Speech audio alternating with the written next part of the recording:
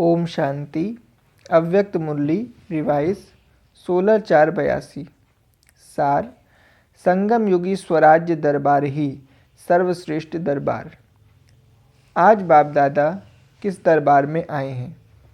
आज की इस दरबार में बाप दादा अपने विश्व के राज्य स्थापना के कार्य में राज्य सहयोगी आत्माओं को अर्थात अपने राज्य कारोबारी राज्य अधिकारी बच्चों को देख रहे हैं। संगम युगी स्वराज्य दरबार देख रहे हैं। स्वराज्य दरबार में सर्व प्रकार की सहयोगी आत्माएं चारों ओर की देख रहे हैं। इस स्वराज्य दरबार के विशेष शिरोमणि रत्न बाप दादा के सम्मुख साकार रूप में दूर होते हुए भी माला के रूप में राज्य अधिकारी सिंहासन पर सामने दिखाई दे रहे हैं। हर एक राज्य अधिकारी सहयोगी आत्मा अपनी अपनी विशेषताओं की चमक से चमक रही हैं। हर एक भिन्न भिन्न गुणों के गहनों से सजे सजाए हैं। सिंहासन की राज्य निशानी कौन सी होती है? सभी दरबार में बैठे हो ना, कोई आगे है कोई पीछे है, लेकिन है दरबार में। तो सिंहासन की राज्य निशानी छत्र छाया रूपी छतरी बड़ी अच्छी चमक रही है। हर एक डबल छत्रधारी है। एक लाइट का ग्राउंड अर्थात फरिश्ते स्वरूप की निशानी, साथ साथ विश्व कल्याण के बेहद सेवा के ताजधारी। ताज तो सभी के ऊपर है, लेकिन नंबरवार है। कोई के दोनों ताज समान हैं, कोई का एक छोटा तो दूसरा बड़ा है और कोई के दोनों ही छोटे हैं।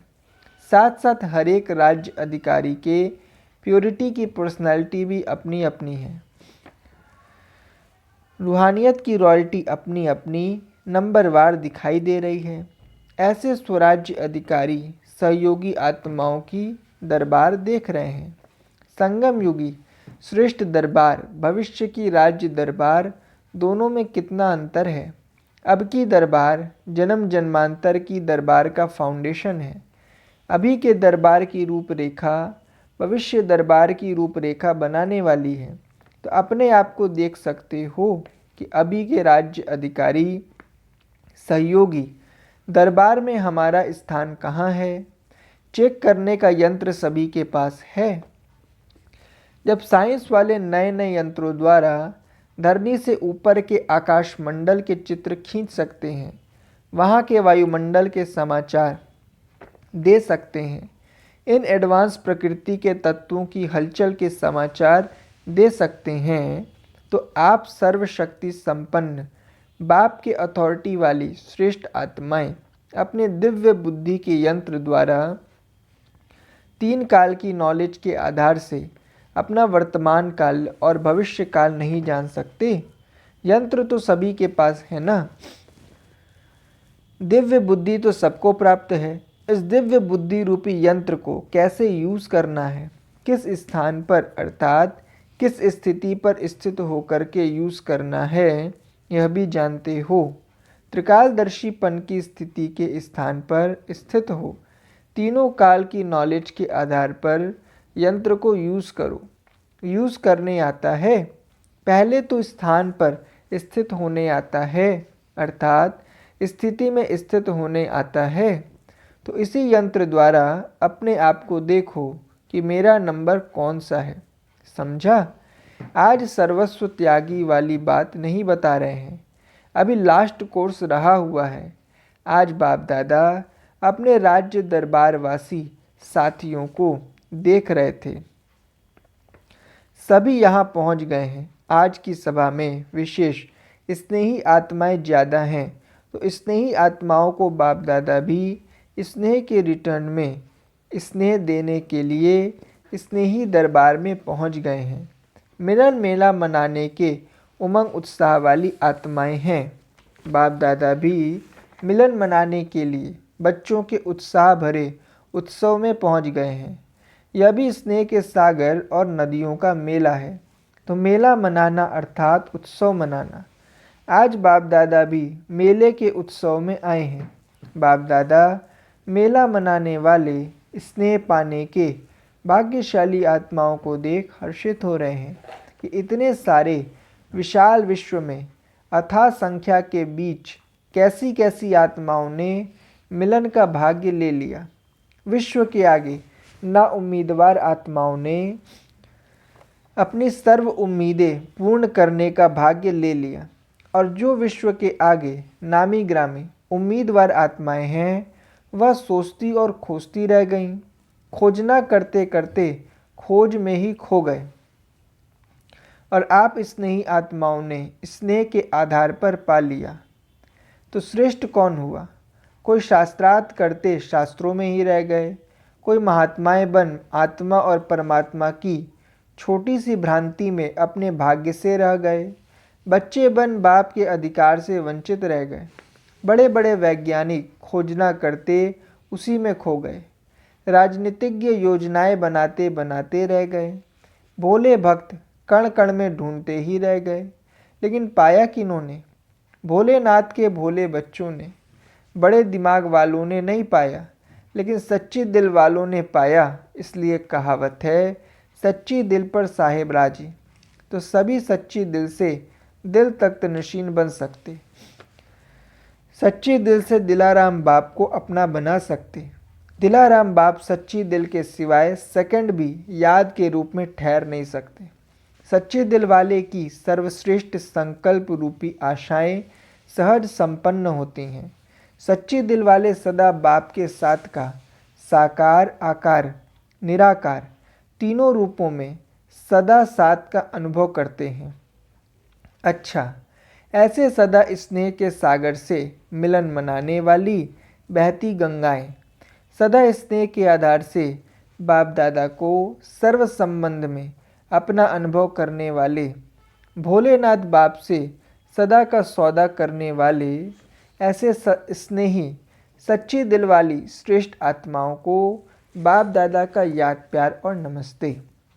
बच्चों की तरफ से भी बाबा को नमस्ते। टीचर्स के साथ सेवाधारियों को सदा बुद्धि में क्या याद रहता है? सिर्फ सेवा या याद और सेवा? जब याद और सेवा दोनों का बैलेंस होगा तो वृद्धि स्वतः होती रहेगी। वृद्धि का सहज उपाय ही है बैलेंस। वर्तमान समय के हिसाब से सर्व आत्माओं को सबसे ज़्यादा शांति की चाहना है, तो जहाँ भी देखो सर्विस वृद्धि को नहीं पाती, वैसे ही वैसे रह जाती।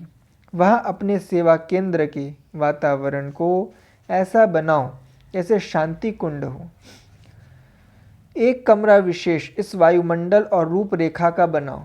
जैसे बाबा का कमरा बनाते हो, ऐसे ढंग से बनाओ जो घमासान के बीच में शांति का कोना दिखाई दे। ऐसा वायुमंडल बनाने से, शांति की अनुभूति कराने से वृद्धि सहज हो जाएगी।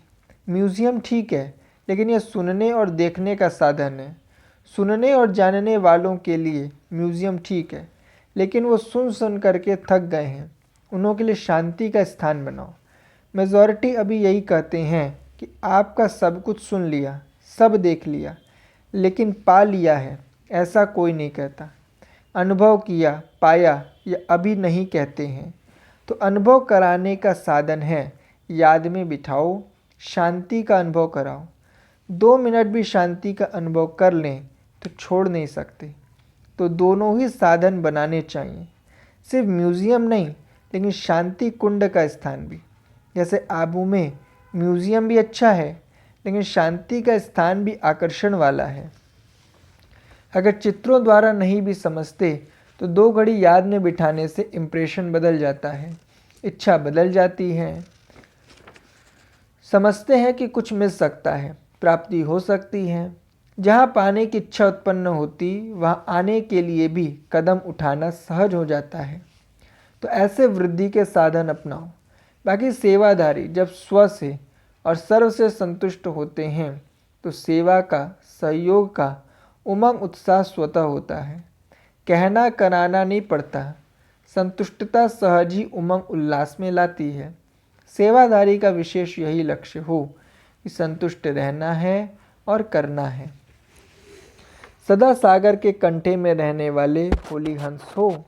हंस सदा सागर के कंठे पर रहते हैं और सदा सागर की लहरों से खेलते रहते हैं। अपने को ऐसे होलीहंस अनुभव करते हो। सदा ज्ञान रत्न चुगने वाले अर्थात धारण करने वाले, सदा बुद्धि में ज्ञान रत्न भरपूर। बाकी जो भी व्यर्थ बातें, व्यर्थ दृश्य हैं, यह सब कंकड़ हो गए।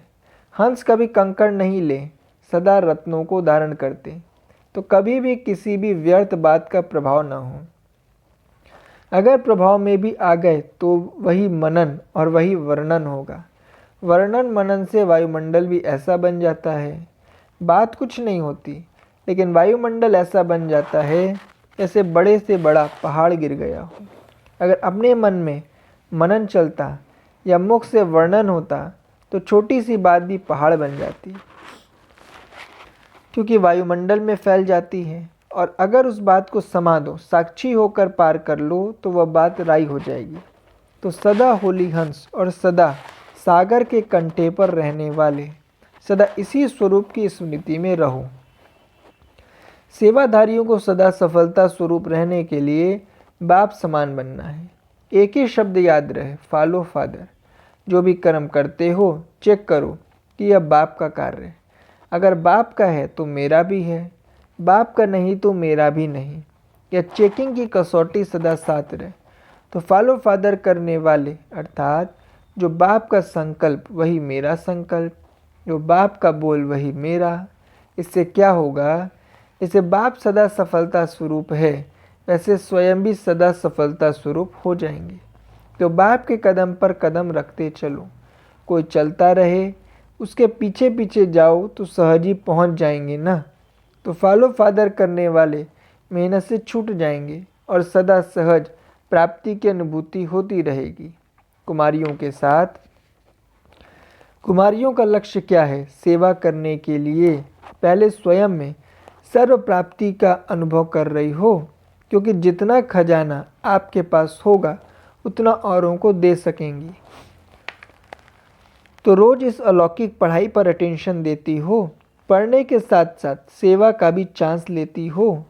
सदा अपने को गॉडली स्टूडेंट समझते हुए स्टडी के तरफ अटेंशन, जितना स्वयं स्टडी की तरफ अटेंशन रखेंगी उतना औरों को भी अनुभवी बन स्टडी करा सकेंगी।